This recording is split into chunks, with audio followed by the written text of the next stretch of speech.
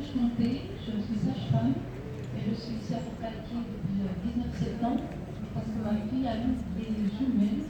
Je suis venue pour l'aider, accompagner l'allaitement. Alors moi, je vais vous expliquer. J'ai commencé ma profession en 1985 dans une petite maternité qui faisait 1100 naissances. On me l'a fermée en 2000. Je me suis retrouvée dans une maternité qui faisait 1500 naissances. C'était très dur pour moi de quitter ma première petite maternité. C'est là où j'ai mis au monde mes 2 enfants. Je l'ai quand même quittée. Je suis partie à Montbéliard, dans une autre maternité, 1500 naissances. On l'a fermée pour regrouper dans une maternité qui font 3300 naissances actuellement.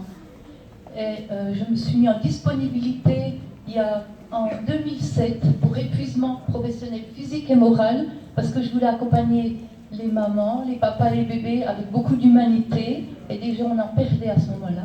J'ai dénoncé, j'ai fait plein de choses, des fiches de dysfonctionnement qui n'ont jamais été prises en charge. Voilà.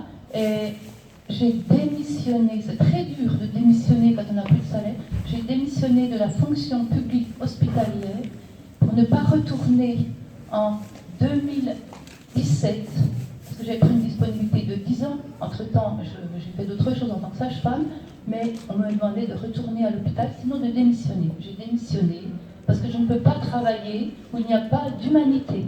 J'étais une sage-femme sentinelle en 2007 quand je suis partie, que j'ai dénoncé ce manque d'humanité. Moi, je sais bien que ce n'est pas le virus qui est toxique, c'est ce qu'on a fait de l'hôpital. Je le sais, ce personnel qu'on met à bout de souffle, ce personnel à qui on ne donne pas les moyens. On est dirigé par des directeurs qui nous dirigent comme on dirige PSA et compagnie, et pas comme dans l'humain, avec la cotation, toute leur cotation, où on doit faire des actes pour soigner les gens, et pas pour rapporter de l'argent en fait. Parce que vous inquiétez pas, à Paris, ils ont des grosses enveloppes à l'hôpital. Ils ont des grosses enveloppes pour soigner le président et tous les autres. Ça, on ne veut pas le dire, moi je m'en fiche, je le dis. Je le dis haut et fort, j'ai pas peur. En Franche-Comté, on a une devise, c'est contre toi, rends-toi, n'aie ma foi. Eh ben non, on ne s'en fera pas. On va défendre l'humanité, vous avez raison tous ensemble de manifester. Le virus, ok, il est toxique parce qu'il est mal pris en charge. On le sait maintenant haut et fort. Il faut continuer à vous protéger, vous, vos familles, continuer avec vos masques, vous lavez les mains, mais il faut aussi qu'on bouge. Jamais j'ai applaudi les soignants, jamais, jamais, jamais. Par contre, tous les soirs, je priais pour eux, parce que je sais comment c'est à l'hôpital, je le sais. Donc moi, j'ai prié. Là-haut, on est plus entendu que sur cette terre. Il vaut mieux prier la Sainte Vierge que de prier tous ceux qui nous gouvernent. Ils s'en fichent de nous, ils veulent de l'argent. Je me dis qu'Emmanuel, il peut peut-être l'entendre. Christophe Castaner, je ne sais pas où il est, j'aimerais bien qu'il l'entende, parce que j'aime bien tout le monde, moi, je les aime autant. Mais il faut qu'on soit tous unis, les uns aux autres, pour avoir un peu d'espérance. Regardez, j'ai mis, on doit être tous en marche, parce qu'il en faut de l'espérance, mais on va y arriver. Moi j'ai confiance, on va y arriver. Mais en fait, il faut qu'on s'entraide, il ne faut pas qu'on se tire dans les pattes, là, les uns les autres. Les gendarmes, ils sont importants, moi je les aime bien. Je suis allée manifester à Paris. J'ai empoigné le plus gros des CRS, j'ai tenu pendant 15 minutes dans mes bras alors que mes collègues se faisaient la tête. J'ai serré fort parce qu'au bout de 15 minutes, on a une décharge d'ocytocine, puis il ne pouvait plus que m'aimer. Moi aussi, je l'aimais bien. Il m'a jamais fait de mal. Il m'a expliqué comment on allait tous s'intégrer. Il m'a tout expliqué. Il m'a dit, faites attention, on a des directives d'Emmanuel Valls. Regardez, il m'a tout montré, je vous promets. Il ne m'a pas fait de mal. Mais moi, il faut qu'on soit tous ensemble, puis qu'on s'aime, puis pas qu'on se tire dans les pattes. Et puis il faut qu'ils nous entendent tous, on n'est pas là pour se faire du mal, on est là pour s'aider. Croyez-moi, il faut vraiment pas qu'on aille dans le négatif, mais dans le positif. Puis le microbe, c'est pas lui qui est toxique, c'est le mal qu'on a autour, mais on va pas se laisser faire. Je vous assure que moi j'aimerais quand même rentrer en Franche-Comté, je suis là depuis le 19 septembre, mon fils Nathan m'attend, mon mari aussi, puis je vais préparer Noël là-bas. On va être ensemble à Noël, attendez. Non mais, bon voilà, je passe la parole parce que j'ai la tchatch. Allez, courage à tous, c'est bonne marche.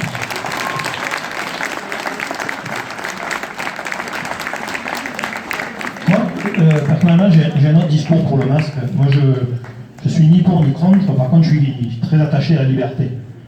Et pourquoi je suis ni pour ni contre? Parce que j'ai une fille de 26 ans qui est infirmière aux urgences à Manosque, qui travaille 12 heures par jour avec le masque. Et quand on rentre le soir, quand elle me montre son visage, elle est pleine de boutons.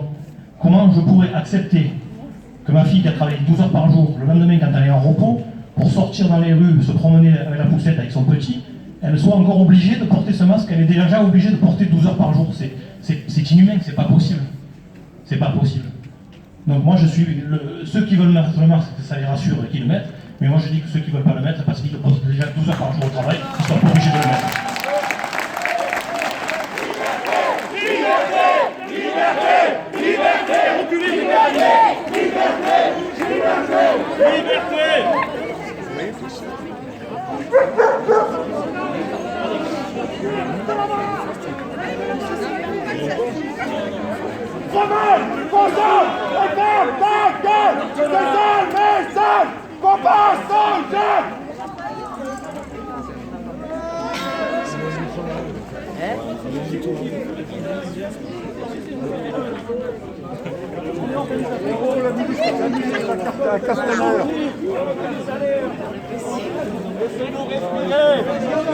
Laissez-nous respirer. Avec nous. Ah oui, venez, on les encercle. On les encercle. Cassez-vous. Mais tais-toi.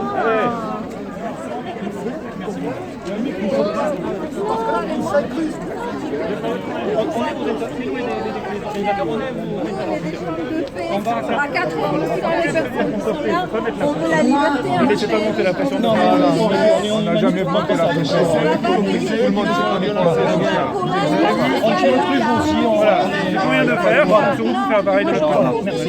Allez, ça va. Mets ton masque. C'est bon. Non, c'est bon. C'est bon. Non, c'est bon. C'est bon. Juste un petit texte à Allez, relire. continue notre réunion. Non, mais ça rien, enfin, pas directement. Voilà, il faut quand même savoir que nos policiers qui nous entourent, qui sont là pour nous protéger, il y a quand même dans ce milieu, il y a des syndicats de policiers qui ont manifesté et qui ont créé des lettres ouvertes indignées à nos présidents, à nos ministres.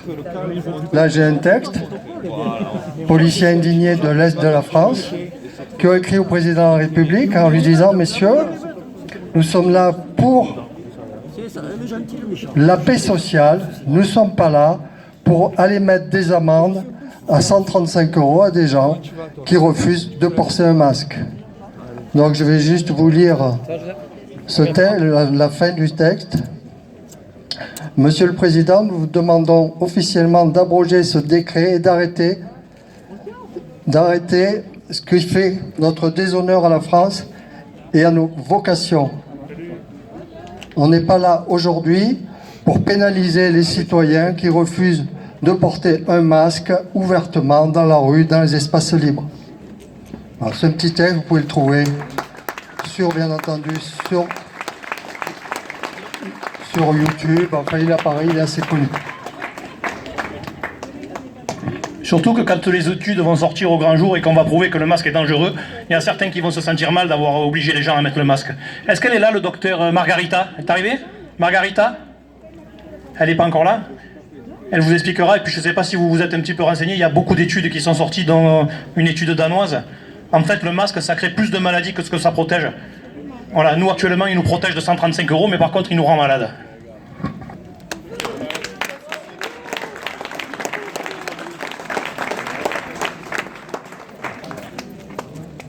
Bon, du coup, je vais vous lire un petit texte que j'ai écrit parce que j'étais tellement en colère chez moi que j'ai trouvé que cette solution pour faire partir ma colère. Depuis gamine, j'ai souvent répété « Un jour, nous devrons payer pour respirer ». Eh bien, ça y est, nous y sommes. J'ai toujours dit cela d'un ton ironique, ne pensant jamais que cela arriverait. Et pourtant, aujourd'hui, si je veux sortir de chez moi et respirer, je dois soit acheter un masque que je vais mettre sur mon visage, soit décider de ne pas en mettre et risquer une amende. Pire, aujourd'hui je suis maman et je suis face à cette horrible situation, laisser mon enfant de 6 ans dans une école qui le force à porter un masque plus de 7 heures par jour.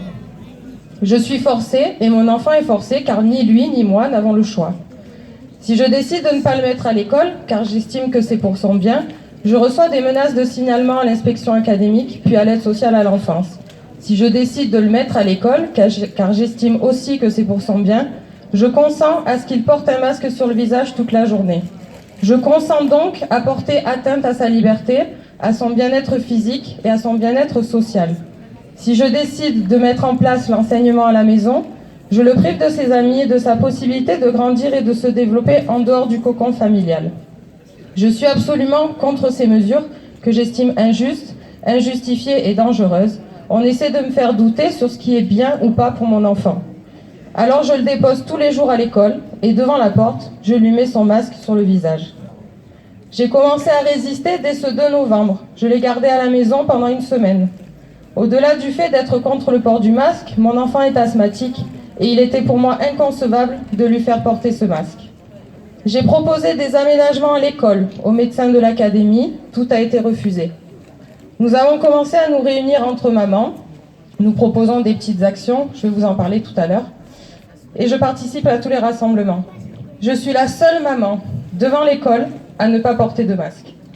Toutes ces petites actions sont pour moi ma manière de résister et de montrer aux yeux de tous que je suis contre toutes ces mesures. Je revendique ce qui est pour tout être humain 2 droits fondamentaux, inscrits dans la Déclaration des droits de l'homme et du citoyen de 1789, la liberté et la résistance à l'oppression. Je décide de ne pas appliquer et de ne pas accepter des ordres qui sont contraires à la loi et des ordres qui me privent de mes libertés. Je n'ai pas l'impression de mettre en danger qui que ce soit en faisant cela. Là, je ne porte pas de masque, mais je suis à distance de vous. Je fais attention aux autres. Et pourtant, tous ceux qui portent le masque nous traitent limite, ceux qui n'en portent pas, de criminels. Mais pour ma part, je n'ai pas attendu la Covid-19 pour appliquer du bon sens et des gestes d'hygiène simples.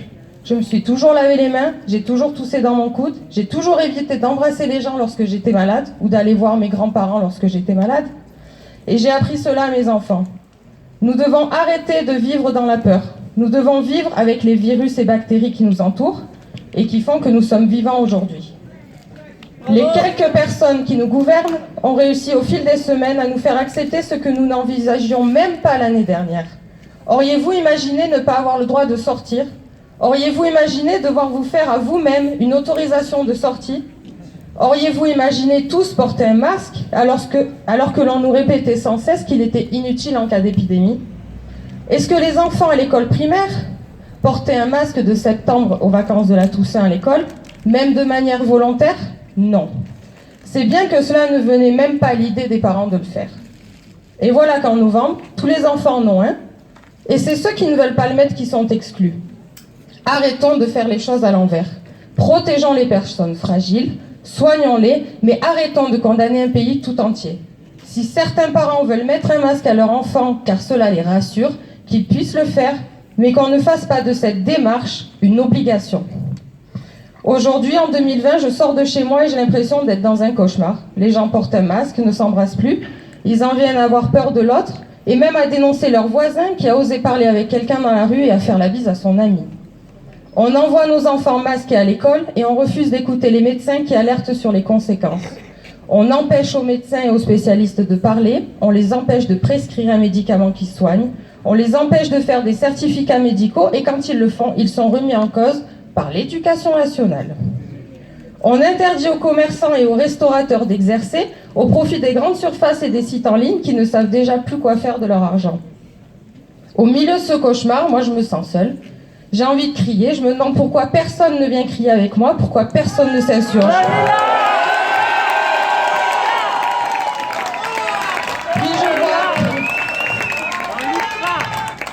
Puis je vois quand même aujourd'hui cette lueur d'espoir. Je vois cette lueur d'espoir, vous, d'autres parents, grands-parents, autour de moi, de partout en France, dans d'autres pays, qui osent se faire entendre, qui osent se rassembler et qui osent dire non. Alors il faut aujourd'hui se demander où sont nos limites. Que sommes-nous prêts à accepter encore ? Nous devons à tout prix préserver notre capacité à analyser et à réfléchir. Nous ne devons pas écouter et croire ce que l'on nous met devant les yeux. Il faut lever la tête, regarder tout ce qui se passe autour pour avoir une vision globale et être capable de faire des choix en connaissance de cause. Nous devons à tout prix préserver ce qui fait de nous des êtres dotés d'une conscience et d'une liberté de choix, notre libre arbitre, qui nous permet d'agir et de vivre en accord avec nous-mêmes. Continuons de nous mobiliser et de nous faire entendre contre cet état d'urgence injuste et injustifié pour nos enfants, les commerçants, les soignants, pour tout le monde.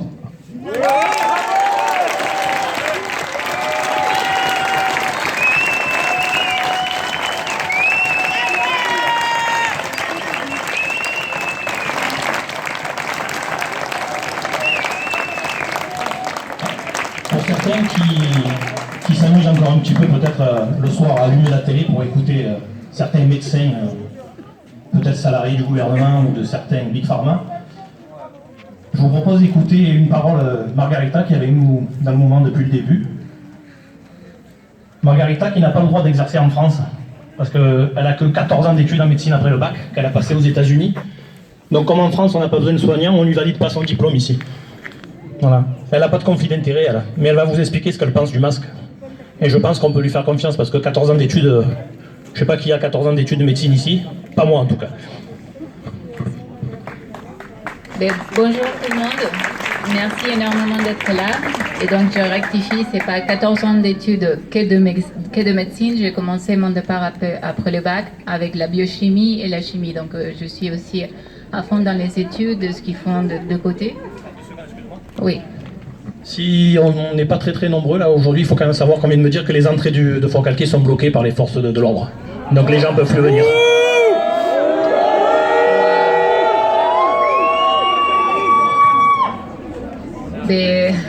Dis donc ceux qui ont du téléphone, les vidéos et tout ça, on espère que ça va faire arriver à tous les gens qui n'ont pas pu venir ou qui sont avec nous de cœur.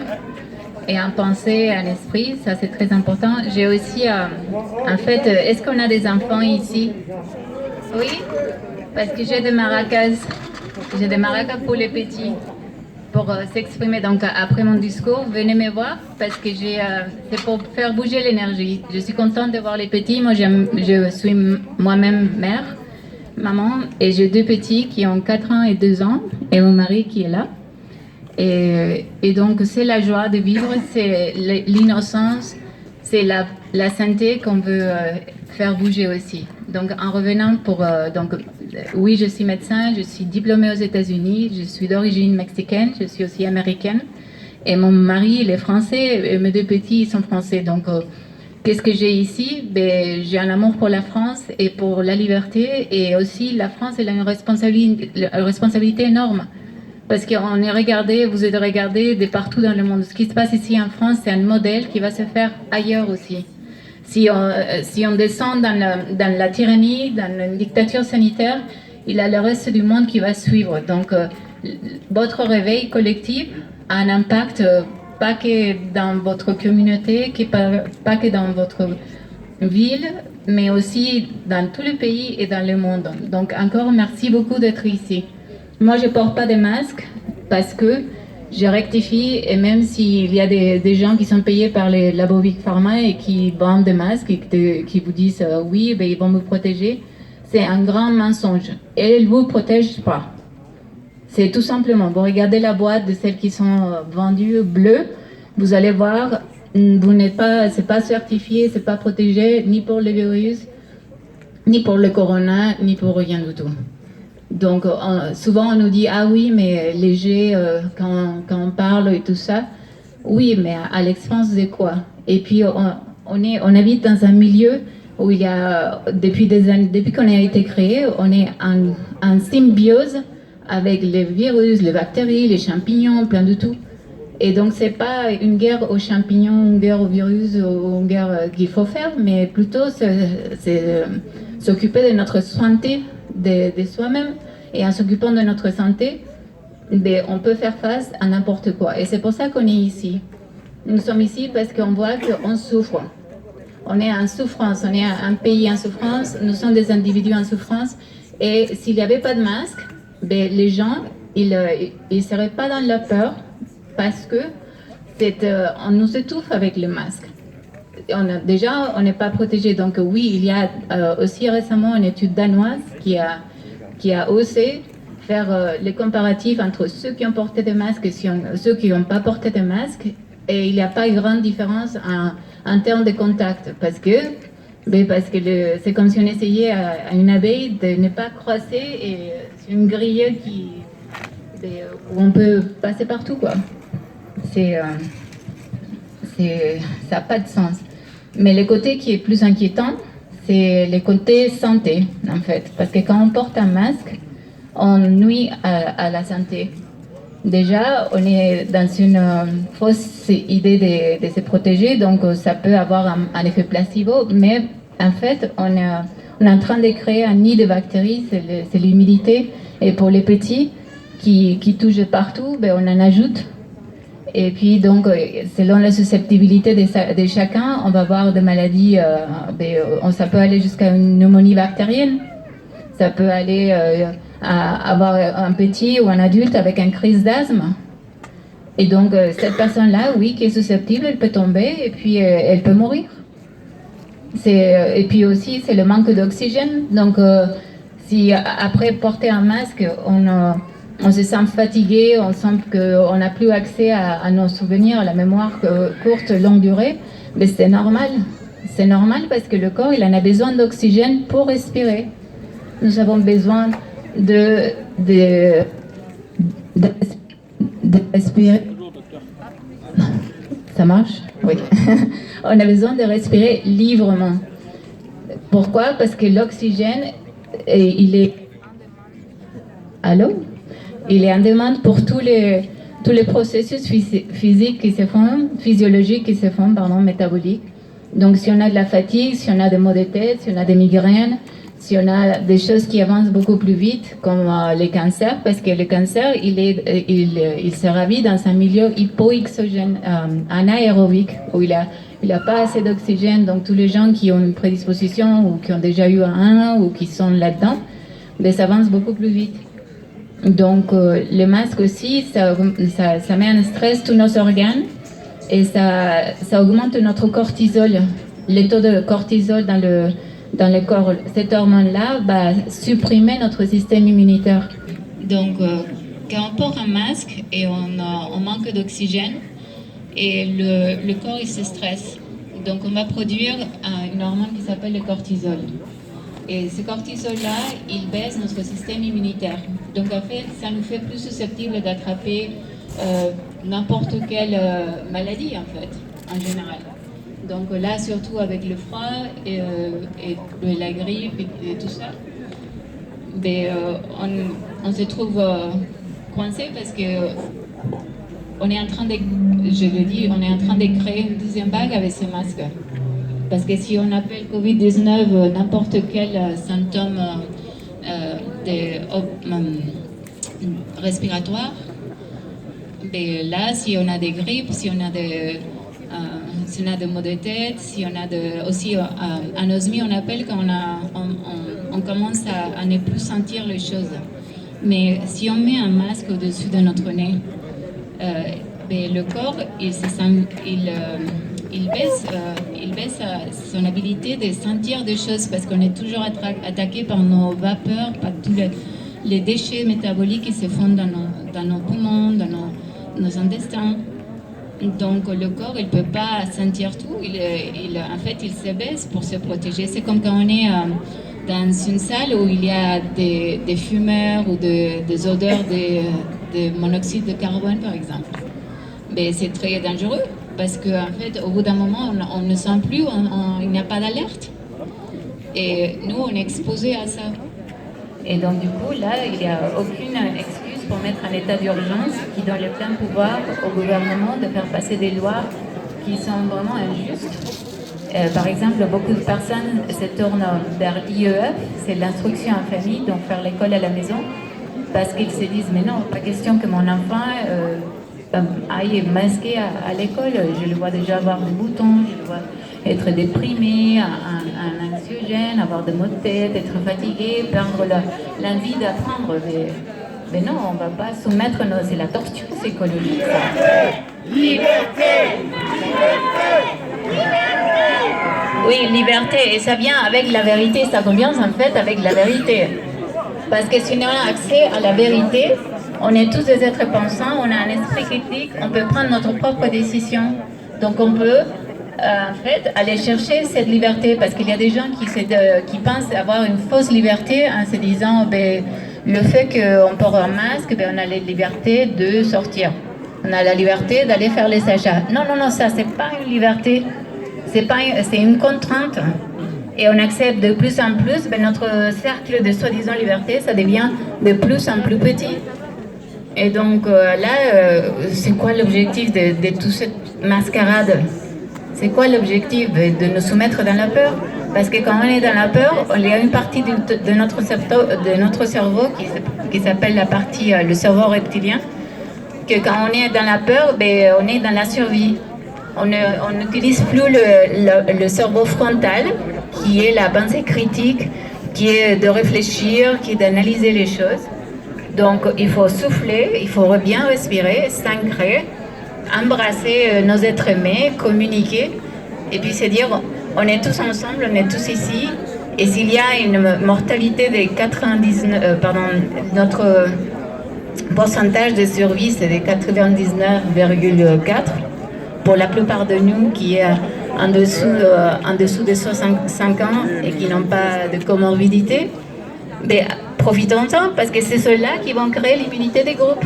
En fait, la vraie immunité des groupes. Ceux qui tombent malades, ben, on protège les autres. On protège nos chers êtres aînés, ceux qui sont malades, ceux qui sont immunosupprimés. Ben, il faut être courageux et puis en plus être en bonne santé, s'exposer à d'autres choses. Donc ben, c'est pareil pour les vaccins. Si par exemple les petits, avant on faisait les fêtes de varicelle, à ce moment, ah non, mais il faut surtout pas, il faut faire le vaccin. Mais dans quel but? Parce qu'un petit qui a par exemple fait les vaccins tôt, fait la varicelle tôt, en fait, et c'est bon, il est immune à vie, et le vaccin, il pousse à avoir la varicelle plus tard parce qu'elle est partout. Et donc, et c'est beaucoup plus grave. Donc ça, c'est juste la pointe de l'iceberg. Il y a plein de thèmes, plein de choses, peut-être que vous aurez envie d'en savoir plus. Mais déjà, je suis très reconnaissante que vous soyez tous là. Je ne sais pas, on est quoi, 200 à peu près? Ah oui, selon les syndicats ou la police. En tout cas, j'ai amené aussi du papier et des marqueurs pour inviter tout le monde au fur et à mesure de prendre un feutre et puis de mettre votre intention. Donc si vous êtes pour la liberté, si vous êtes pour la santé, si vous êtes pour quoi, ce que vous voulez, ce que vous sentez, marquez-le parce que on manifeste en écrivant les choses. On les pense, on les visualise et on les partage. Et donc ce sont deux panneaux là. On remplit le premier, on peut le tourner aussi.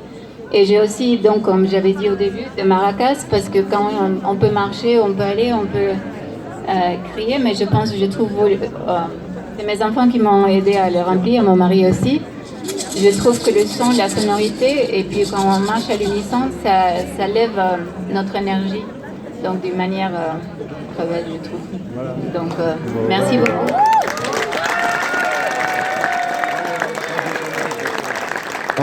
On va faire une pause pour justement avoir de l'attention pour les prochaines prises de parole. On voulait savoir si vous vouliez rester là ou si vous vouliez aller jusque sur la place pendant cette pause. À la place, on va marcher. On va marcher. Ouais, mais le soleil, il est où? Il est sur la place ou il est là? Dans nos cœurs. Il est dans nos cœurs. On va marcher. Sur la place? Allez, d'accord. Ben, pendant cette pause, on monte sur la place, comme ça on reprend les prises de parole après. Essayez de nous trouver quelqu'un qui a eu du courant là-haut. Quelqu'un peut partir nous chercher du courant. Pas la mairie là. Effectivement, la fenêtre là-bas.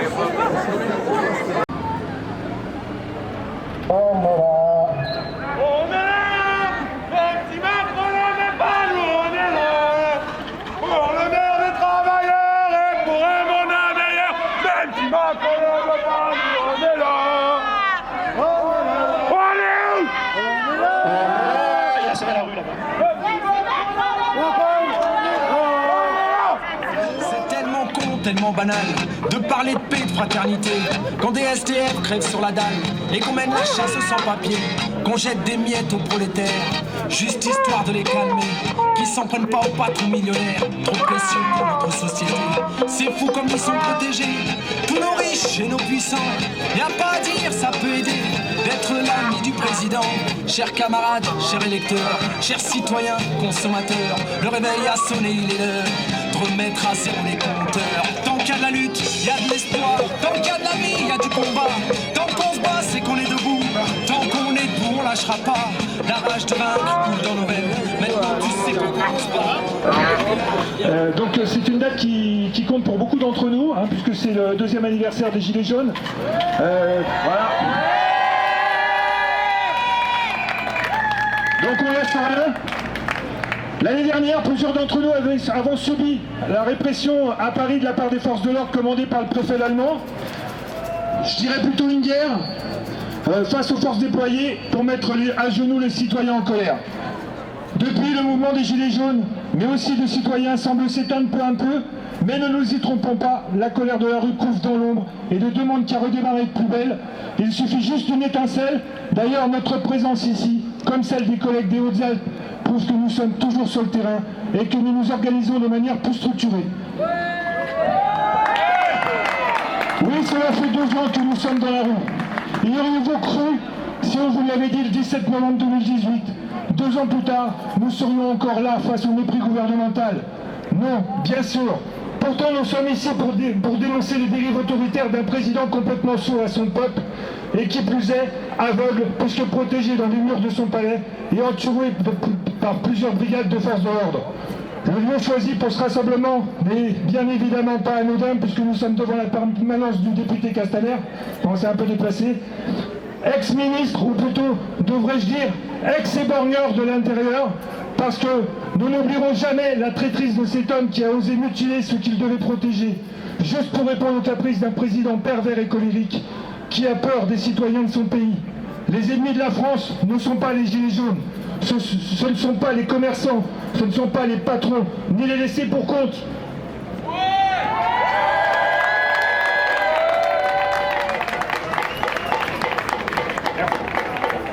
Ce sont les politiques et les ultra-riches qui se gavent sur notre dos en recevant des aides de l'État pour certains et pour d'autres qui ne payent pas d'impôts ou peu d'impôts.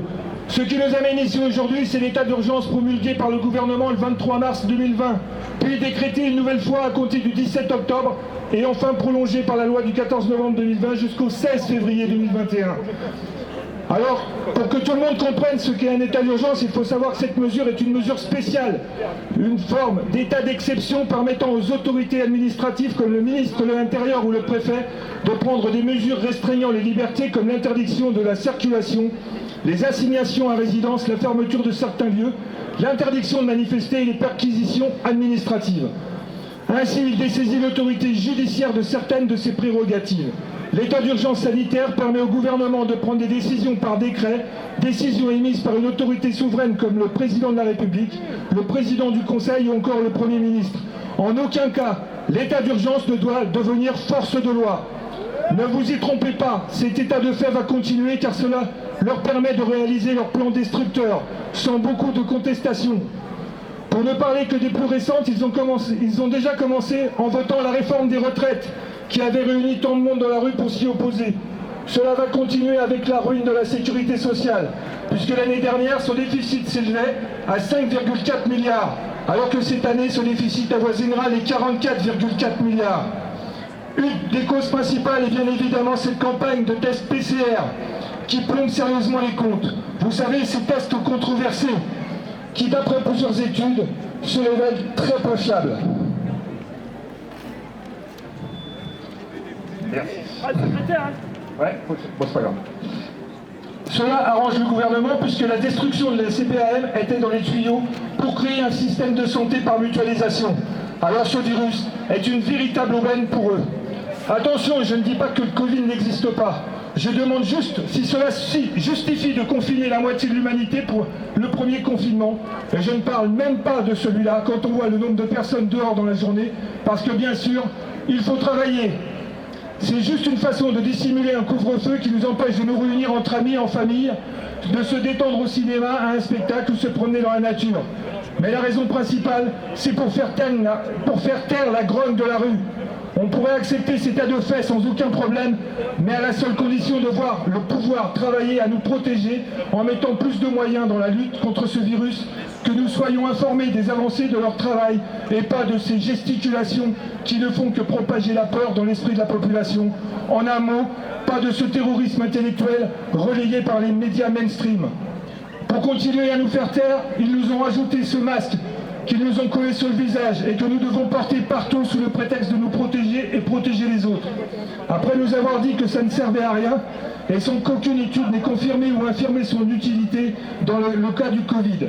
Franchement, on se fout de notre gueule. Il n'y a pas d'autre mot pour le dire. Ce masque est juste une muselière.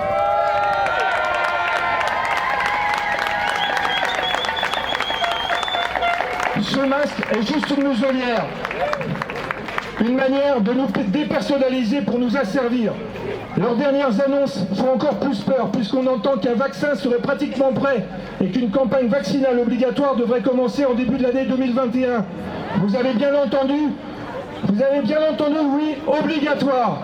Alors que pour fabriquer un vaccin, il faut quand même une douzaine d'années pour le créer, pour le tester, pour le...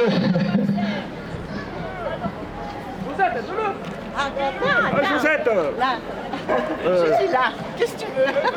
J'ai perdu ma pêche.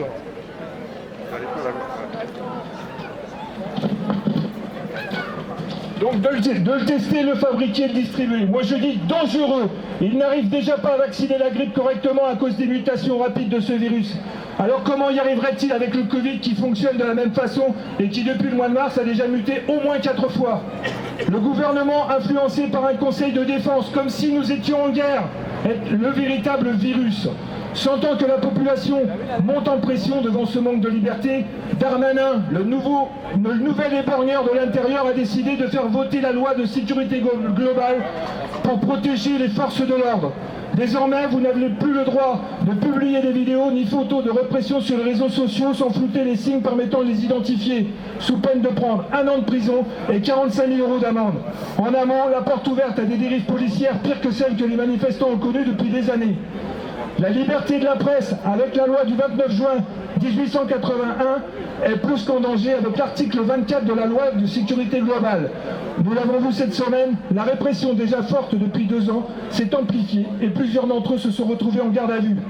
Cette nuit a été voté l'article 22 qui permet de nous surveiller par drone. Reste plus que l'article 20 pour les caméras de surveillance et l'article 21 concernant les caméras piétons. Inadmissible dans le pays des droits de l'homme. Et inadmissible pour voir tous ces politiques faire de la récupération politique avec les attentats de Charlie Hebdo, les attentats du 13 novembre 2015 et dernièrement avec la décapitation de Samuel Paty. Ils étaient tous vent debout contre ces barbares qui osaient s'attaquer à la liberté d'expression, mais les barbares aujourd'hui, ce sont eux avec cette trahison.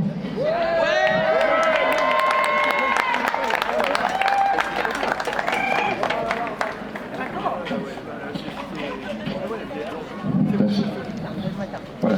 Nous nous devons de défendre la liberté de la presse qui est l'un des principes fondamentaux d'un système démocratique en s'attaquant à ce pont de notre démocratie.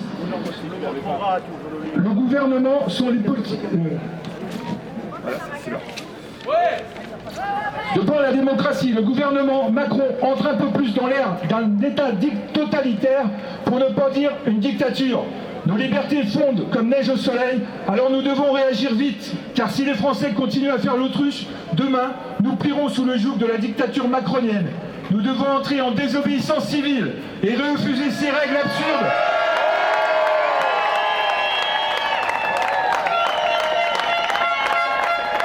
Et refuser ces règles absurdes que ces traîtres pondent tous les jours. Nous sommes plus nombreux qu'eux et le pays nous appartient. Ils sont tous nos employés car payés avec nos impôts. Alors aujourd'hui, nous exigeons la fin de cet état d'urgence inique, la fin du port de ce masque inutile, la réouverture des bars, des restaurants, des commerçants, la reprise des spectacles de toutes sortes, des choix est fait. Et enfin, nous exigeons la démission de nos députés, en commençant par ceux de notre département, Delphine Bagary et Christophe Castaner. Nous exigeons la suppression du Sénat qui ne sert qu'à gaver de vieux dictateurs, de vieux politicards sur le retour, lapsus révélateur. Et nous exigeons la démission du petit dictateur et ses collabos de ministres. Et enfin, nous exigeons le jugement par la Haute Cour de justice de tout ce petit monde pour crimes contre l'humanité et haute trahison. Le pouvoir doit revenir au peuple si nous voulons instaurer la première démocratie. En attendant, quelle que soit la pression des forces de l'ordre, quelle que soit la pression de la justice, nous ne lâcherons rien et nous reprendrons tout. Merci.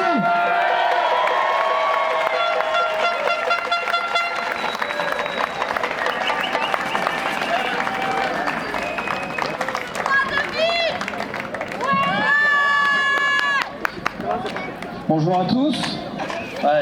Merci pour votre prestation, monsieur. Elle a tellement dit, je vais être ridicule. En fait, je viens faire un témoignage en tant que papa d'enfant de 6 ans. Depuis que le port du masque est obligatoire, je n'ai pas mis ma fille à l'école, avec l'accord de sa maman, bien sûr. Donc après 2 semaines, ils ont radié ma fille, carrément, de l'école. Alors que c'est un droit en France d'être à l'école. Et donc je vais faire l'école à la maison, je vais faire des procédures bien sûr contre l'académie et puis la direction de l'école de la Brienne, primaire. Et en fait, simplement le message que j'aimerais passer, c'est n'ayez pas peur, ça rejoint, bon, n'ayez pas peur, je pense que ils sont en train d'élaborer leur dictature grâce à la peur. C'est clair. Pour le Covid et tout ça, je vais pas en parler, vous avez vachement bien parlé avant. J'ai rien à rajouter à ce que le monsieur vient de dire. Il avait préparé et tout, il a bien parlé. Et n'ayez pas peur, ils ont radié ma fille, je vais lui faire l'école à la maison, tant que cette dictature sera pas passée. Voilà, c'est vraiment le message que je voulais vous dire. Il y avait des parents qui avaient peur de la réaction de l'inspection d'académie d'Aix-Marseille, c'est celle dont on dépend, mais Siston Sud, Digne, tout ça. Quand on a fait la manifestation à Manosque devant l'inspection de l'académie, il y en avait qui posaient des questions, je ne sais pas si je laisse mon enfant ou pas. N'ayez pas peur de ce qu'ils sont en train de mettre en place, d'une dictature. Voilà. C'est tout. Bravo.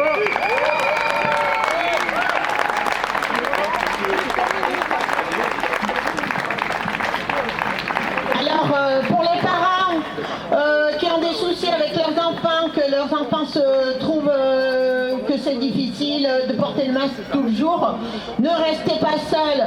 Associez-vous avec tous les autres parents, discutez entre vous, c'est comme ça que vous trouverez les solutions. Ne restez pas seuls. Bingo. Eh bien, nous on est là juste pour dire ça aussi. On est un collectif un peu partout de parents qui refusons que les enfants mettent le masque dès 6 ans. On a décidé d'essayer de ne pas rester seul, on est en train d'essayer de se regrouper. Juste pour vous raconter vite fait ce qui s'est passé à l'école de Fort-Calquier. Donc à partir du moment où il y a eu l'obligation du porter du masque, il y a un certain nombre de parents qui n'ont pas mis leurs enfants à l'école. Certains ont été obligés de les déscolariser, donc de les radier. L'inspection n'a pas le droit de nous radier. C'est les parents qui sont obligés de s'auto-radier. Et donc ils mettent la pression pour qu'on les radie, pour qu'on fasse l'école à la maison. Merci. Ceux qui ne le souhaitent pas, ils sont obligés de mettre leurs enfants avec un masque. Même les certificats médicaux ne sont plus valables maintenant. Il faut un certificat médical qui soit validé par le médecin scolaire, qui soit validé par un autre médecin encore plus fort. Et la dernière mesure du coup qu'on a eue là, c'était si vous refusez de radier votre enfant, si vous refusez de mettre à l'école avec certificat médical, on fait ce qu'on appelle une information préoccupante, c'est-à-dire que là, nous on est plusieurs parents, nos enfants, ils sont considérés comme battus, ou etc. On met nos enfants en danger parce qu'on refuse de les mettre en danger. Du coup, on a décidé de s'allier. Il y a pas mal de textes qui traînent, qui courent. On a un collectif qui s'appelle Parents Mobilisés 04. en fait. Il faut faire de l'éducation populaire, il faut aller voir les gens, il faut discuter, il faut, je sais pas, faut faire prendre conscience, quoi. D'autres choses à rajouter, les collègues? Voilà, c'est intéressant ce que tu disais parce que par rapport à la radiation, en fait, le directeur, après 2 semaines d'absence, m'appelle de la Brienne. Et il me dit, qu'est-ce qu'on fait? Je me dis, mais qu'est-ce qu'on fait? Le port du masque est toujours obligatoire, je n'amène pas ma fille. Et il me dit, mais il faudra la radier. Je dis non. C'est pas moi, je ne voulais pas la radier. C'est eux qui ont pris la décision avec l'Académie d'Aix-Marseille, et donc Sisteron Sud, et le directeur, ils ont radié ma fille. C'est pour ça que je vais les attaquer en justice. Parce que si vous radiez votre enfant, vous pourrez, c'est vous qui prenez la décision de radier, donc vous pouvez attaquer personne. Là, c'est eux qui ont radié mon enfant. Donc, ce que je voulais vous dire tout à l'heure, c'est n'ayez pas peur, restez, ne faites rien. Vous allez recevoir la radiation, et là, c'est une décision de eux, pas de vous. Parce que l'école est un droit français. Le masque à 6 ans ou à 80 ans est pas bon, de toute manière est nocif pour qui que ce soit, hein, que ce soit à 6 ans ou plus tard. Donc attendez d'avoir la radiation, ne radiez pas vos enfants. Si je peux, c'est un conseil, c'est pas un ordre, hein. Et n'ayez pas peur. Moi, c'est juste des petites infos. Il y a des enseignants dans le Tarn, l'Ariège, la Garonne qui se mobilisent. Je pense que les enseignants commencent aussi à se bouger, même si voilà, ils n'ont pas beaucoup de possibilités. Les informations préoccupantes qui sont posées, apparemment, les services sociaux sont saturés, donc effectivement, il ne faut pas avoir peur, quoi. Allons-y pour ceux qui ne veulent pas mettre leur enfant à l'école. Et puis aussi une petite info, il y a un manifeste de médecins, ils sont à peu près 250, qui donnent des solutions pour sortir un petit peu de ce caca là, parce qu'eux ils sont sur le feu depuis longtemps et ils prescrivent déjà à leurs patients et ils proposent des solutions intéressantes, notamment des traitements à la vitamine C à haute dose, du zinc à haute dose, enfin bref, si vous voulez aller le lire, c'est manifeste, attendez, hein, je le trouve, parce qu'il y a 4 pages, je ne vais pas vous le lire, hein, je vais vous épargner quand même.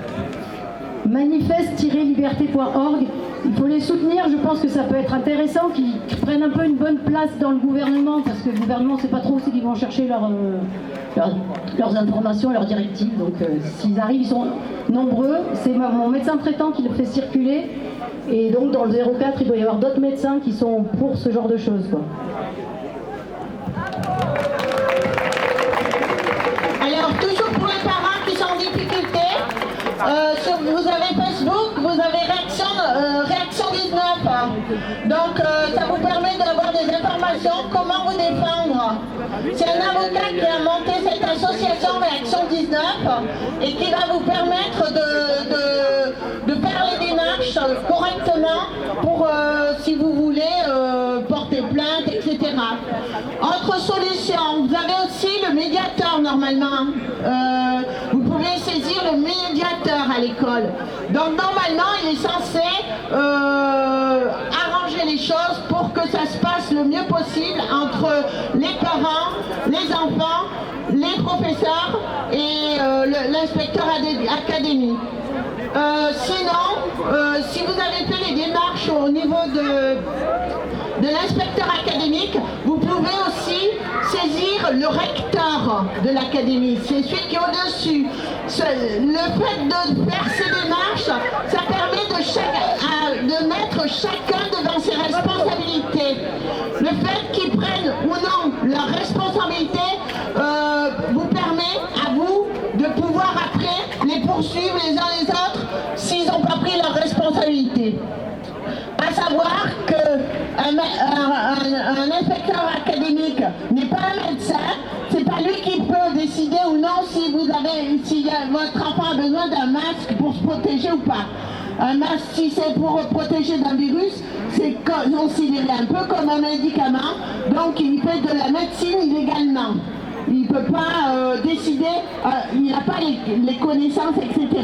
Donc s'il s'engage là-dessus, comme un directeur d'école, s'il s'engage là-dessus, ils sont en train de faire de la médecine illégale. Le seul qui peut réellement parler sur le masque ou non, c'est à la limite, le médecin de prévention. Pour les enfants de 6 ans, à savoir que la visite médicale est obligatoire, mais vous avez la possibilité pour les enfants de 6 ans de demander plusieurs visites par enfant. Normalement, il y a 3 ou 4 visites qui sont possibles pour un enfant de 6 ans.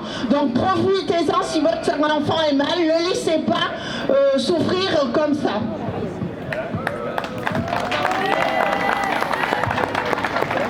Bonjour à tous. Alors, moi je veux juste revenir sur une chose, c'est que voilà, on a un masque, écologique. Alors pourquoi écologique? Il est en plastique parce qu'on le nettoie, on ne remplit pas les décharges avec. Et puis de toute façon, l'homologation du masque aujourd'hui, c'est tellement un gros point d'interrogation. On nous oblige à porter des masques qui ne sont pas homologués.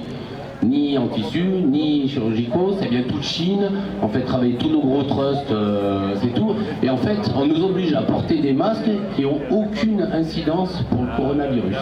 Alors voilà, moi j'ai un truc en plastique, voilà, un petit masque, voilà, on le nettoie toutes les heures, et puis au moins les gens, ils nous voient sourire, ils voient nos têtes, parce qu'aujourd'hui, on ne reconnaît plus personne. Alors, je sais pas ce qu'ils font avec ces masques en tissu non homologués, avec ces masques en chirurgicaux. Voilà, et puis moi, grâce à ce masque-là, ça m'a coûté 135 € sur un salon, parce que la force de l'ordre est venue avec des masques en tissu en me disant que mon masque n'était pas homologué, donc j'ai pris 135 €. Donc, je sais pas quoi dire. On va se battre et puis on va essayer d'être solidaire contre ce truc-là. Je sais même plus où on va. Enfin bref, je pense qu'on est tous perdus aujourd'hui, autant pour nos enfants que pour nos commerces, que pour l'homologation de ces masques, on ne sait même pas ce que fait notre gouvernement. En tout cas, avec 23,7% des voix, on a un président qui se fout bien de notre gueule, moi je pense.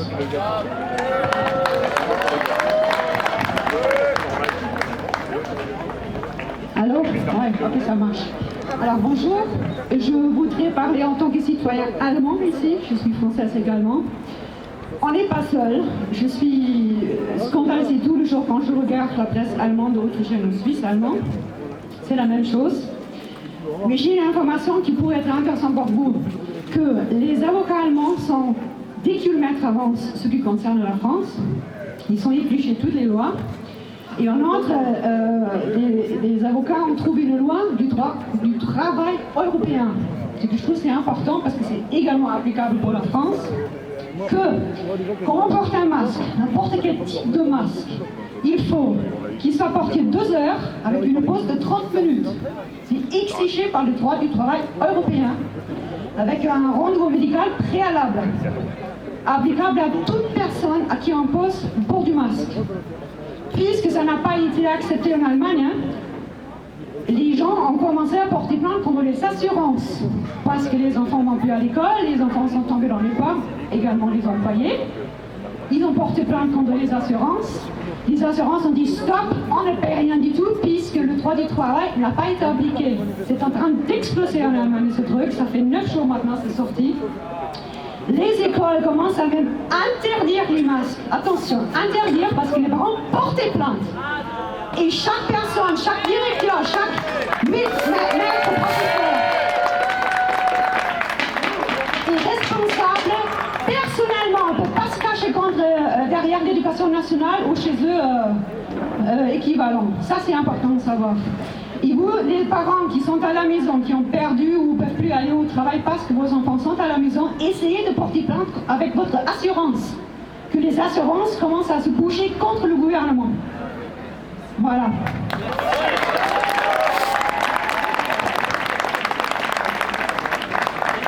Puisqu'on en est au masque, j'en profite, j'en ai pas pour longtemps. J'ai une santé un peu précaire. Et j'ai pu donc apprécier à son juste titre le masque.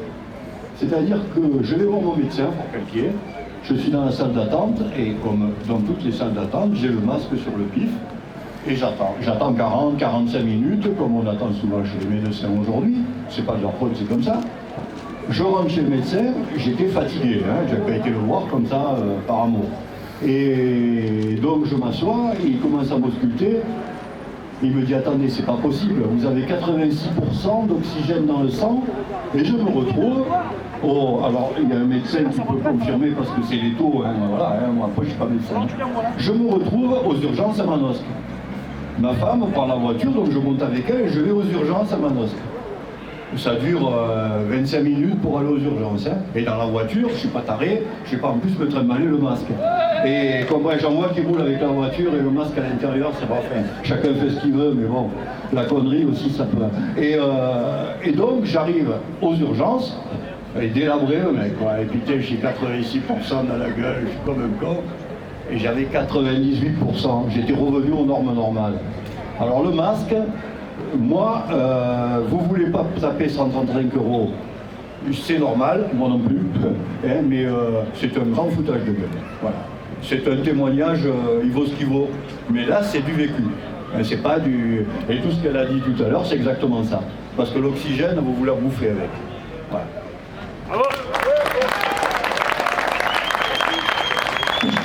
Puisque ce monsieur parle de Vécu qui est un média citoyen, on va remettre un petit peu les choses dans leur contexte et puis on va un petit peu vous prouver par A plus B que ce que vous voyez dans la presse, ça ne va pas vous étonner, pour certains c'est totalement faux. Voilà. Nous les citoyens du 04, le 28 septembre 2020, nous avons envoyé un mail à M. Castaner intitulé « Demande des citoyens du 04 ». Monsieur le député, connaissant votre attachement indéfectible à la population des Alpes de Provence, à son bien-être, ainsi qu'à la justice sociale et aux principes de liberté, d'égalité et de fraternité qui cimentent notre nation, comme nous avons pu le constater à chaque instant tout au long de votre brillant passage au ministère de l'Intérieur, nous nous sommes étonnés de ne pas trouver l'adresse de votre permanence parlementaire qui permettait aux citoyens de votre circonscription de trouver en vous une oreille bienveillante et attentive à leurs préoccupations. C'est pourquoi nous souhaiterions connaître cette adresse au plus vite afin de pouvoir vous exprimer notre attachement à votre personne, ainsi qu'à celle du président Macron, dont vous n'ignorez sans doute pas qu'il a été surnommé le bien-aimé par les Bas-Alpins. Infiniment reconnaissant de la bonté et la sagesse avec laquelle il dirige la nation, dans l'attente de votre réponse, nous sommes persuadés qu'elle sera rapide. Nous vous prions de croire à nos sentiments les plus démocratiques. Donc, vous ne serez pas étonnés par le fait que nous n'ayons jamais reçu de réponse, n'est-ce pas ? Monsieur Castaner dit dans la presse qu'il a réouvert une permanence à Forcalquier, mais ce n'est pas à cause de nous. Donc les pièces sont là.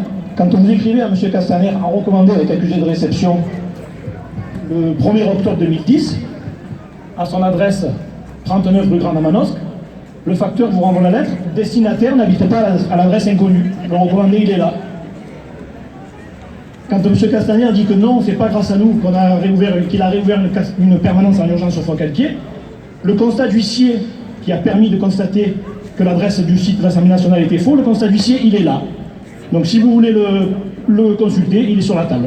Voilà, maintenant, vous pouvez encore écouter les médias, faites comme vous voulez.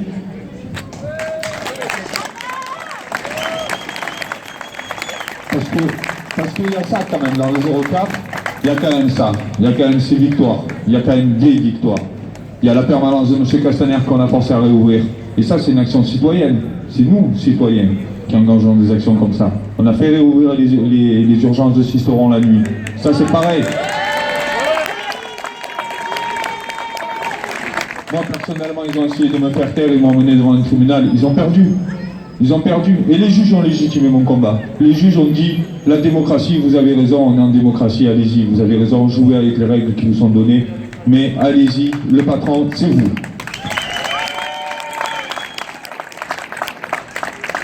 Et si je prends la parole, c'est pour vous en convaincre.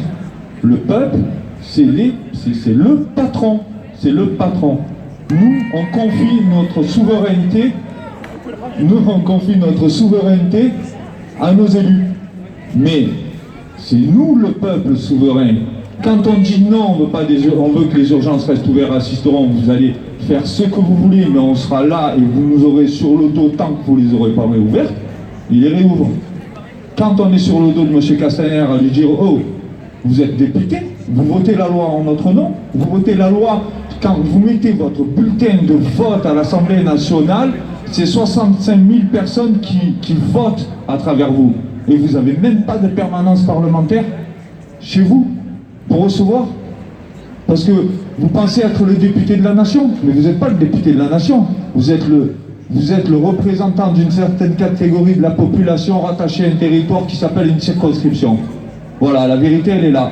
Et c'est que si on est là, si on est ici devant notre député, c'est parce que c'est notre interlocuteur. C'est lui qui vote la loi en notre nom. Quand il vote le prolongement de l'état d'urgence sanitaire, c'est 65 000 personnes qui disent oui, nous on veut l'état d'urgence sanitaire. Est-ce que, si on va chercher dans ces 65 000 personnes, est-ce qu'il y a la majorité qui l'aurait voulu, cet état d'urgence sanitaire? On s'apercevrait peut-être que finalement, ce qu'il a voté, c'est pas notre volonté. Nous, on veut toucher à ça, on veut toucher à la représentativité. Depuis 2 ans qu'on est gilets jaunes, qu'on a fait toutes les maladresses, on a acquis cette expérience et on a compris qu'on devait, nous, prendre le vote sur la loi. À un moment donné, il va falloir qu'on soit une société mature, qu'on soit une société adulte, qu'on prenne, nous, le vote sur la loi, qu'on fasse plus de l'élection pour confier ceci à des députés qui votent après comme ils veulent, parce qu'ils sont une caste, parce qu'ils sont intouchables, parce qu'on n'a même pas le droit de leur dire « mais monsieur, moi je suis pas d'accord quand vous votez ». Ça s'appelle intimidation envers un élu. C'est 10 ans de prison, 100 000 € d'amende. Et ça, c'est parce qu'on ne s'est pas occupé de la Constitution. On ne s'est jamais penché sur le truc, on ne s'est jamais politisé. Et il va falloir qu'on se politise au sens le plus noble du terme, pas de façon partisane, mais de façon citoyenne. D'arriver à réfléchir et à décider, nous, de ce qu'on a besoin, réellement. Pas qu'on vienne, qu'on nous dise, ben attendez, vous êtes des gamins, vous allez subir ça. C'est pas possible. On a été sidérés avec ce premier confinement. On a eu l'effet, c'est Noémie Klein qui parle de ça. Ça s'appelle la stratégie du choc. On vous donne un choc, vous êtes sidérés, vous n'arrivez plus à réfléchir, vous êtes emplis d'émotions et vous portez des jugements avec votre émotion et plus avec votre raison. Parce que l'humain est un être d'émotion.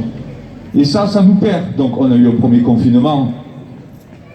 Ma foi, est-ce que tout était bien, est-ce que tout était pas bien? Il y a des tribunaux qui sont en train de dire si c'était bien ou si c'était pas bien. Mais ce qu'il y a de sûr, c'est que pour le deuxième, ça va. Ils nous en ont fait un. On ne va pas retomber 2 fois dans la même imbécilité. Je veux dire, tout à l'heure, Philippe, il a parlé des masques, mais les masques, souvenez-vous, comme si on avait une mémoire de poisson rouge, on nous a dit les masques, ça sert à rien. Les masques, ne les mettez pas, c'est dangereux. Et puis maintenant qu'ils ont fait le stop, ils veulent nous les vendre, ils nous les posent. Là, actuellement, qu'est-ce que c'est finalement? Moi, j'ai une petite idée sur ce que ce virus sert. Ce virus sert à vendre de la dette. Cette Europe, elle est arrivée à piller la Grèce. Est-ce que vous connaissez l'histoire de la Grèce? L'histoire de la Grèce, c'est l'histoire d'un pays où tout est nationalisé. L'électricité, le gaz, les ports, tout appartient à l'État, tout appartient au peuple. Vous vous rendez pas compte, mais l'insulte que c'est pour le capitalisme, ça, c'est une insulte. Donc l'Europe permet, à travers une banque qui s'appelle Goldman Sachs, qui va embaucher M. Draghi, qui va le mettre à l'Union Européenne, de trafiquer les comptes de la Grèce pour la faire rentrer à l'intérieur de l'Européenne, qui lui, étant un banquier de Goldman Sachs, commence déjà à spéculer sur la chute de la Grèce, puisque de toute façon, lui, il est au courant qu'elle n'a pas d'argent. C'est lui qui a trafiqué les comptes. Et ce gars-là, il est président de la Commission européenne. Il s'appelle Mario Draghi. Plus maintenant, mais à l'époque de la Grèce. Du coup, après, les investisseurs, ils vont pas en Grèce, le pays se casse la gueule, et là, l'Union européenne, il dit, bah oui, on va vous filer de l'argent pour vous aider, mais bon, il va falloir vendre au privé votre port, il va falloir vendre votre électricité, votre gaz, machin, tout ça, et on se retrouve avec un pays où le maître mot, c'est austérité, dette, remboursement de la dette, misère, chômage, voilà, tous ces mots-là. Et quand il s'est passé ça en Grèce, avec quelques amis, on discutait, on disait, tiens, quand même, je crois que les prochains, c'est nous. Et je crois que ce virus sert à ça. Je crois que dans 5 mois, quand on va se réveiller, il va y avoir des rideaux de magasins fermés partout dans les villes, comme c'est aujourd'hui le cas en Grèce, et on n'entendra plus que ces mots, remboursement de la dette. Parce que pour essayer de maintenir toutes ces corporations qui sont muselées, comme le spectacle, comme les commerçants, on fait des enveloppes. Ces enveloppes, par exemple pour les commerçants, c'est 6 milliards. Ces enveloppes-là, c'est pas de l'argent qu'on a, c'est de l'argent qu'on emprunte. Et une fois qu'ils auront décidé qu'il y aura bien de l'emprunt, qu'il y aura bien de la dette, ils vont dire le virus, il est mort, ressortez tous, maintenant il va falloir rembourser les banques. Et on va vendre ce qu'il nous reste à vendre. La sécurité sociale, finaliser le plan de retraite pour BlackRock. Et moi, ce qui m'inquiète le plus, et dont personne ne parle, c'est les prisons. Il y a des pays où les prisons sont privées. Et à un moment, quand on a des prisons privées, il ne manque plus qu'à voir des arrivistes comme le groupe La République En Marche aujourd'hui, parce que moi je ne pense pas que c'est des gens qui soient politisés, c'est juste une bande d'arrivistes. Je ne pense pas qu'ils aient une vision de la société ou une pensée de la société, ça serait bien qu'elle aille dans cette direction. Moi je ne pense pas du tout ça. Je pense que pour les lobbies, il faut juste soudoyer la moitié de l'Assemblée nationale pour pouvoir faire passer les lois qu'ils veulent. Après, une fois que la prison sera privatisée, il suffira juste d'élire sur des mensonges, comme on fait déjà depuis 5, 6, 7 quinquennats, septennats, présidentielle. Et puis voilà. Hein, 40 ans. Ouais, on élit des gens sur des programmes qui ne respectent jamais. Et chaque fois, ça recommence depuis 40 ans.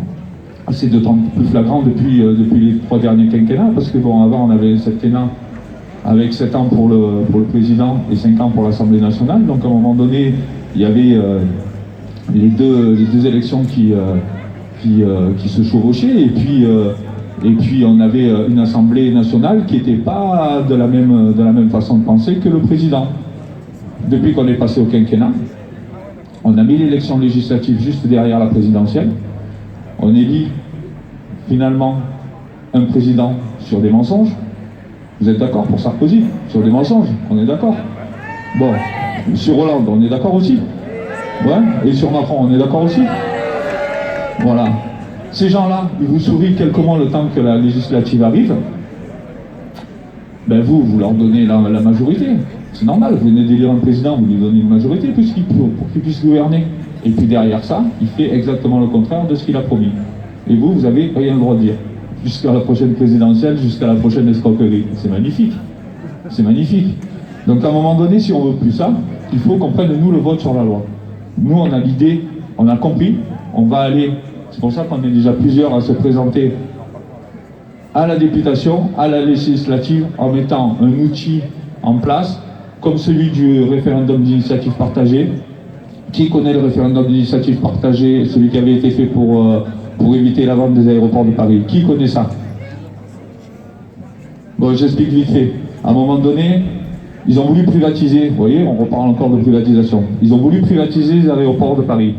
Il y a un outil législatif qui permet de faire intervenir le peuple sur une décision, sur un projet de loi ou sur une proposition de loi.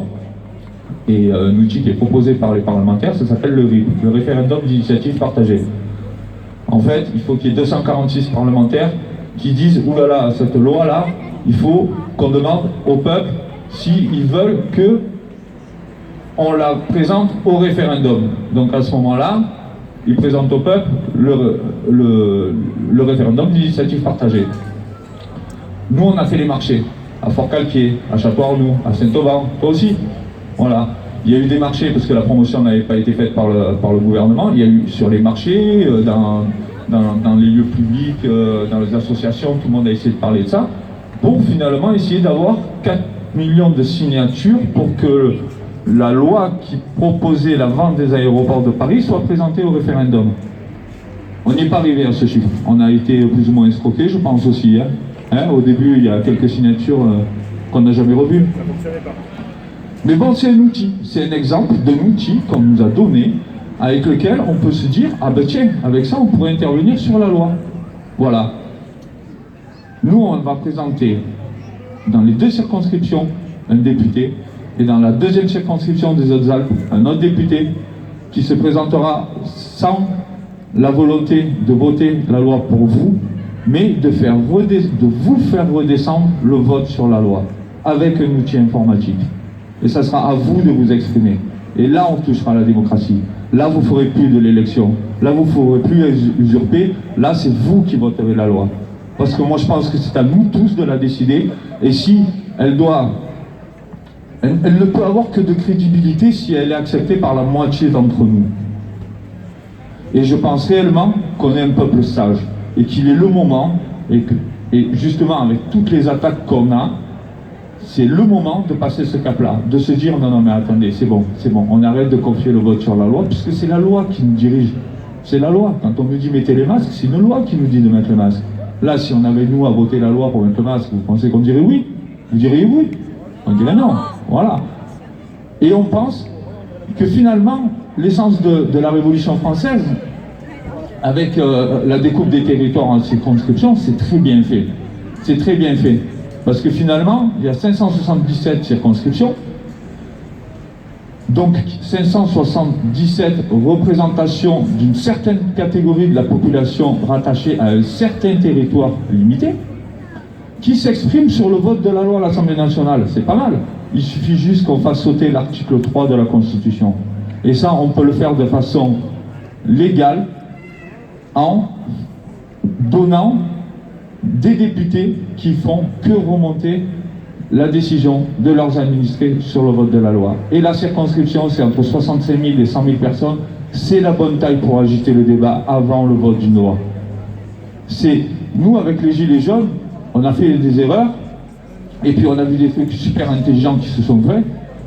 Il y a eu des assemblées citoyennes, il y avait une intelligence là-dedans, c'était incroyable. Et les gens, ils ont été déçus parce que toute cette intelligence n'a pas été écoutée. Et comme ils n'avaient pas l'outil de décision, n'a pu être appliqué.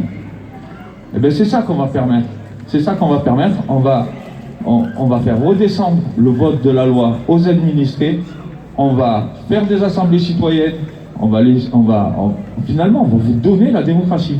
On va donner la démocratie. Et à l'Assemblée nationale, nous, on votera que votre décision, qu'on aura lu sur l'outil informatique.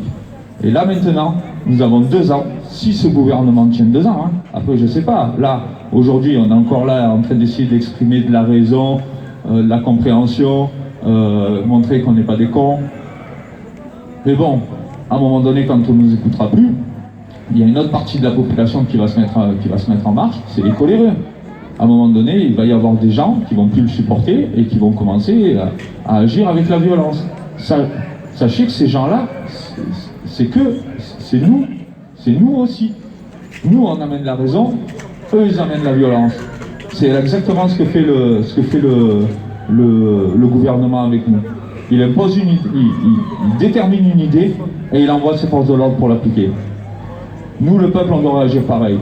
On doit parler, on doit se faire entendre.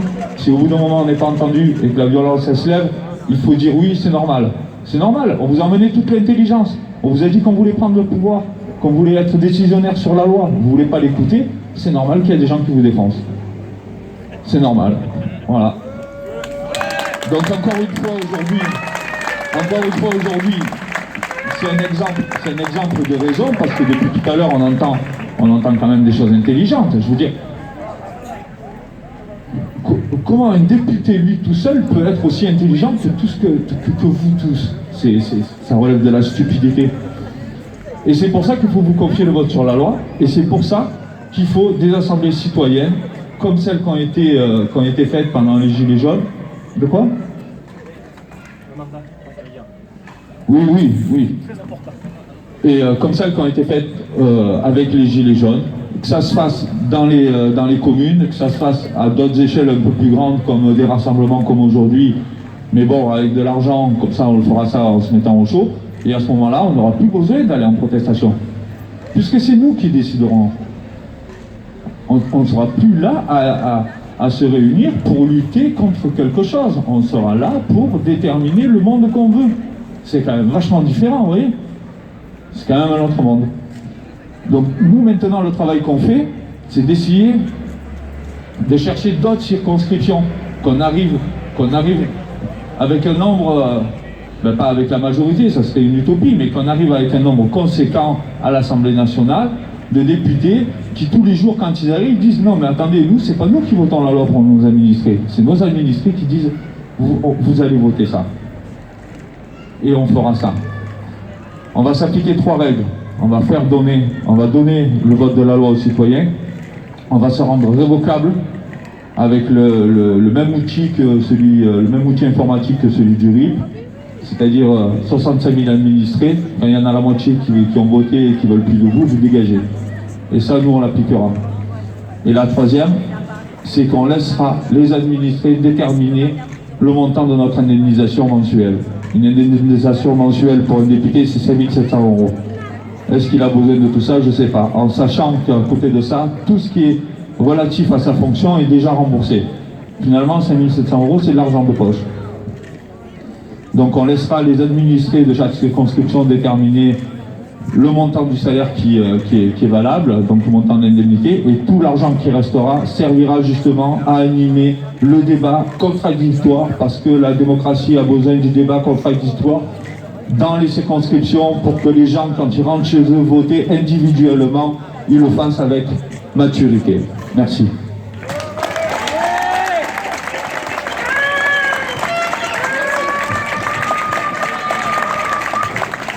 Bonsoir à tous. En fait, moi j'aimerais attirer votre attention sur c'est vrai que moi le Covid, je pense que c'est un outil pour eux. Pourquoi? Parce que en fait ils savent qu'on est des bons citoyens et ils jouent sur notre culpabilité. Regardez où on en est. On en est que si vous embrassez votre grand-mère, vous risquez de la tuer. Mais vous avez vu un peu les posts. Enfin, moi je regarde pas la télé. Je regarde pas la télé parce que ça fait longtemps, j'ai 37 ans et ça fait longtemps que j'ai compris que c'était leur premier outil de propagande. Donc moi, les informations, je vais les chercher ailleurs, sur Internet. Et là aussi, qu'est-ce qu'ils nous ont vendu? Que c'était que des fake news. Que c'était que des fake news. Mais non, c'est juste parce que là, on peut avoir plusieurs sources d'informations. Vous pouvez checker, vous pouvez valider. Là, eux, c'est quoi leur source? Ils se justifient jamais. C'est toujours eux, et c'est toujours notre faute. Là, le virus, mais d'où il sort? En tout cas, c'est pas nous qu'on l'a envoyé. On ne sait pas d'où il sort, c'est sûrement un labo, enfin surtout, certainement pas de la nature. Et c'est encore nous qu'on doit subir. C'est encore nous qu'on doit subir toutes leurs mesures liberticides, parce qu'on est en train de parler de ça. En fait, au-delà de la loi et de tout ça, on se bat pour quoi là? Mais la liberté, parce que nos enfants, dans quel monde ils vont vivre? Moi, j'ai ma petite fille, elle a 4 ans. Et même là, qu'il n'y a pas la distanciation, soi-disant, à l'école, mais ils leur mettent des chansons dans la tête en leur disant que leurs copains, il faut leur dire bonjour de loin, que sinon, ils ne les protègent pas. Mais où on va? Les femmes qui accouchent, on leur met un masque alors qu'elles vont faire l'effort le plus dur, le plus beau de la terre, et on va leur mettre un masque. Mais où on va? Et leur petit bébé, quand ils sortent, ils voient leur maman masquée, leur père masqué. Alors qu'on sait, avec les études psychologiques, etc., de tous les experts, que l'enfant, qu'est-ce qu'il va regarder? Vos yeux et votre bouche, c'est hyper important. Il s'assoit sur la sécurité, comme ça. Et là, quand on parle des enfants aussi, pour l'école, est-ce que vous pensez que les enfants de 6 ans, ils peuvent se concentrer sur les leçons, etc., quand ils sont en train de chercher des ressources supplémentaires pour lire sur le visage qu'ils ne voient pas de leur instituteur, pour leur apprendre la langue française, pour leur apprendre les émotions? Moi, ma fille, elle est censée apprendre les émotions à 4 ans avec une institut masquée. Voilà, non, mais je trouve ça inconcevable. Et donc, moi, ce que j'aimerais souligner, c'est que vous êtes des bons citoyens. Et ils appuient sur ça. Ils nous font culpabiliser et c'est toujours notre faute. Mais moi, je vous le dis, j'ai jamais pratiqué la distanciation avec les gens que j'aime. On est en très bonne santé. Je vois pas pourquoi je porterais un masque parce que je suis en très bonne santé et on va très bien. Et là, pour les personnes qui pensent que ça va s'arrêter, non, ça va pas s'arrêter parce que le virus, c'est la bonne aubaine. C'est un ennemi invisible. On ne pourra jamais empêcher un virus de circuler. Il y a toujours eu des virus. Et d'ailleurs, je vous invite à faire vos propres recherches sur l'immunité. Parce qu'on parle de virus, mais c'est incroyable qu'on ne nous parle jamais d'immunité. En fait, on n'a pas de système immunitaire. C'est vrai que sans le masque, je me demande comment on faisait avant. Comment on faisait avant? Alors on parle d'une épidémie sans malade, pratiquement sans malade, sans mort. Enfin, je ne veux pas qu'il y ait des morts, mais regardons autour de nous. On a quand même un recul de 8 mois maintenant. S'il y avait une épidémie réelle, on le verrait quand même. On parle de cas positifs. Mais là, pareil, je pourrais en parler des heures, je me suis vachement... Mais je vais pas vous... Les tests PCR, ils sont pas fiables. Donc en fait, genre, on en revient à la peur. Ils nous manipulent par la peur. Et ils l'ont toujours fait. Ils utilisent le terrorisme pour nous faire peur. Ils utilisent le Covid pour nous faire peur. Ils ont utilisé aussi même le climat pour nous faire peur. Et il ne faut pas avoir peur. Il faut qu'on soit ensemble. Il faut qu'on s'aime. L'amour, c'est le plus important.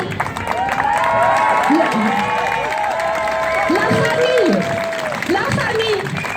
Et moi, je veux pas que nos enfants ils vivent dans ce monde. Alors, aimons-nous, oui, renseignons-nous aussi sur nos droits, nos libertés. Il faut qu'on les défende, absolument. Merci.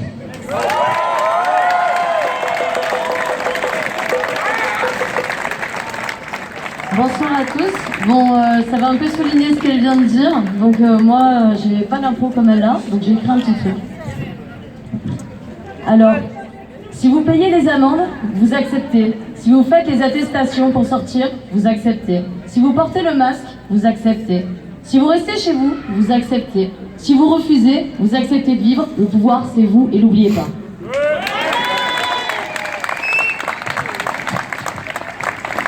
Bonjour.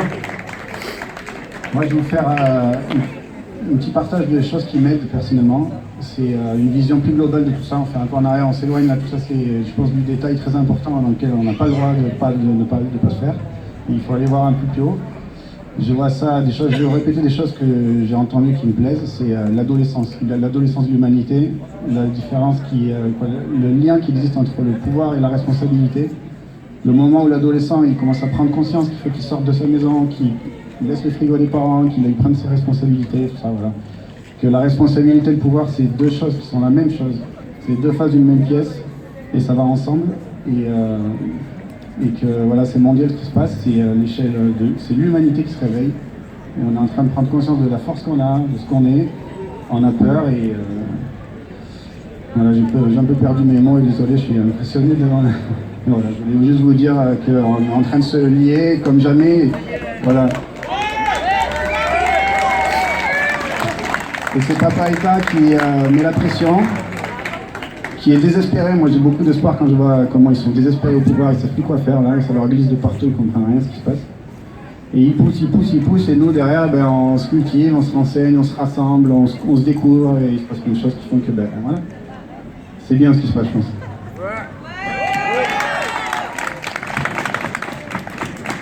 Vu que c'est bien, si le format de cette manifestation vous a plu, vous avez vu, elle est en train de chercher mais c'est trop tard.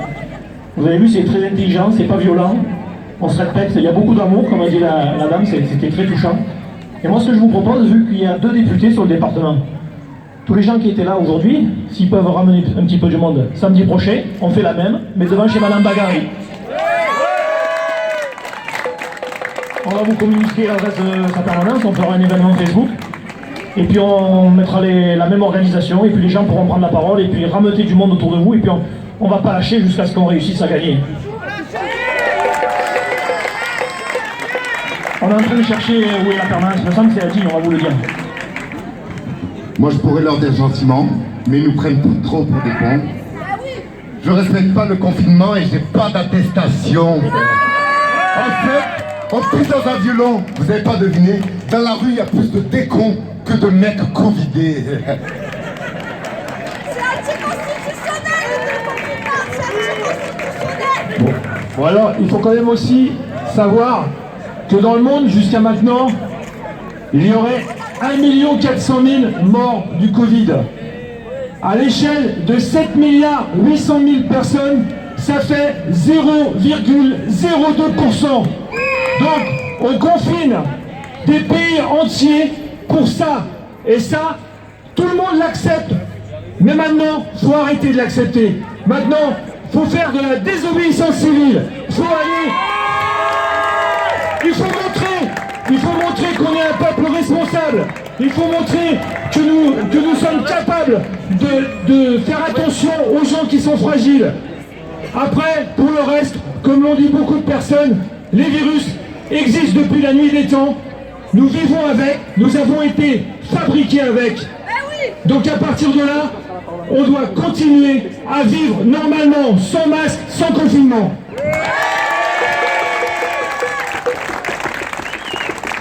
Donc c'est très bien qu'on retourne samedi prochain à la permanence de Madame Baghari parce que c'est ça qui paye. Nous on a compris que c'était ce mode d'action, la manifestation récurrente et permanente, ça paye. Au bout d'un moment ils en ont marre de vous voir, ils sont obligés de lâcher. Ensuite la permanence de Madame Baghari la semaine prochaine, c'est 18 avenue des Charrois, immeuble Alexandre, bâtiment A 04 1000, Digne-les-Bains. Et moi j'aurais aimé entendre, parce qu'on a entendu le monde de la médecine, on a entendu les parents, j'aurais aimé entendre les commerçants, je ne sais pas s'il y en a. Ils ne sont pas venus avec nous, c'est dommage. Tout à l'heure, Lorraine qui s'est exprimée, elle arrive du monde du spectacle. Et il y a ça à un moment donné, il y a cette unité, il y a cette diversité, mais il y a cette unité qu'il faut qu'on arrive à trouver. Et surtout, cette solidarité. Parce que là, on lâche des mots en disant résistance, en disant désobéissance.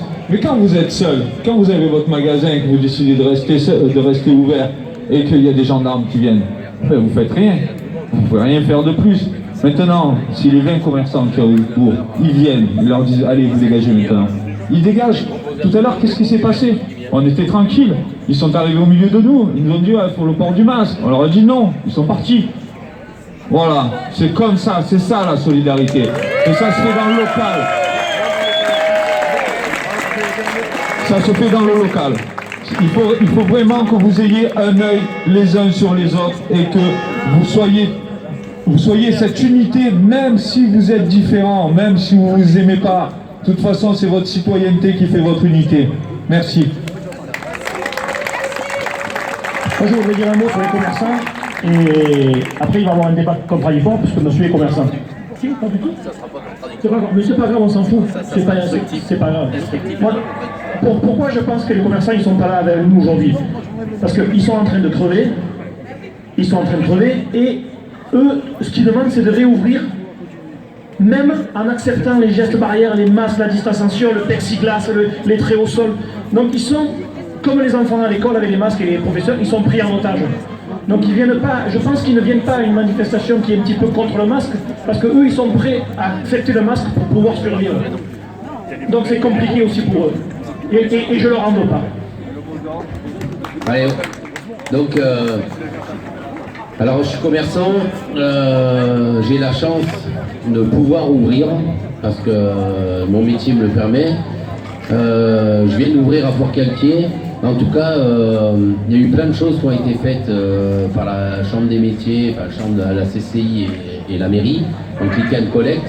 Donc on est ouvert du lundi au samedi, 9h à 19h. J'ai proposé à tous les commerçants s'ils voulaient venir déposer chez moi. Mais bon, quelqu'un qui fait de la chaussure, il peut pas. Quelqu'un qui fait des fringues, il peut pas. Il faut que les clients essayent. Et moi, je comprends leur désarroi. En tout cas, notre gouvernement a laissé Amazon comme il faut, a laissé toutes les grandes surfaces ouvertes. Alors moi, je vais vous inviter à pas aller dans les grandes surfaces. Et puis peut-être qu'un jour, nos commerçants ici, qui sont tous en train de fermer, parce que je pense qu'à la fin de ce confinement, au 1er décembre, il faudra 8 mètres carrés pour chaque client. Il y a des magasins, ils ne font même pas les 8 mètres carrés.